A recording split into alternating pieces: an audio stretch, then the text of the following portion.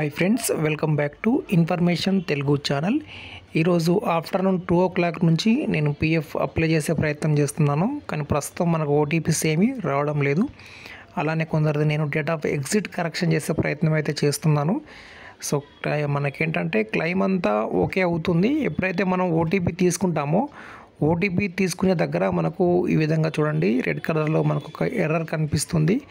దాంతో మనం PF apply చేయడం కానీ లేదంటే ఓటీపీ త్రూ చేసేటటువంటి సర్వీసులు ఏవి కూడా చేయలేకపోవచ్చు.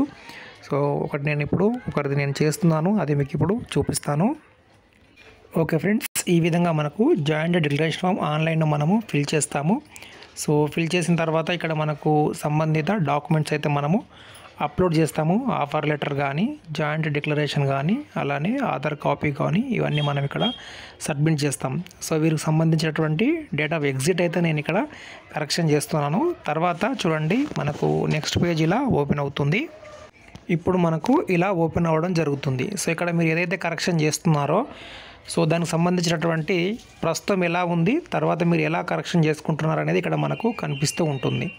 ఓకే, దాని తర్వాత ఇక్కడ మనకు కింద ఒక ఆప్షన్ ఇచ్చారు. కావాలంటే మీరు ఏదైతే డాక్యుమెంట్ అప్లోడ్ చేశారో దానికి సంబంధించిన వివరాలు ఇక్కడ మీరు పొందవచ్చు. ఇక్కడ క్లిక్ చేస్తే మీకు డాక్యుమెంట్స్ అనేది ఇక్కడ నుంచి ఓపెన్ అవ్వడం జరుగుతుంది. నెక్స్ట్ ఇక్కడ మనకు 2 కన్సర్న్ చెక్ బాక్స్లు ఉంటాయి. ఈ చెక్ బాక్స్ పైన మనము క్లిక్ చేయాలి.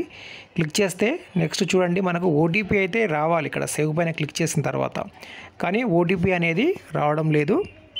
ఇప్పుడు మనకి ఈ విధంగా ఎర్రర్ ఇక్కడ కనిపిస్తుంది. అంటే ప్రస్తుతం ఓటీపీస్ ఏవి కూడా రావడం లేదు.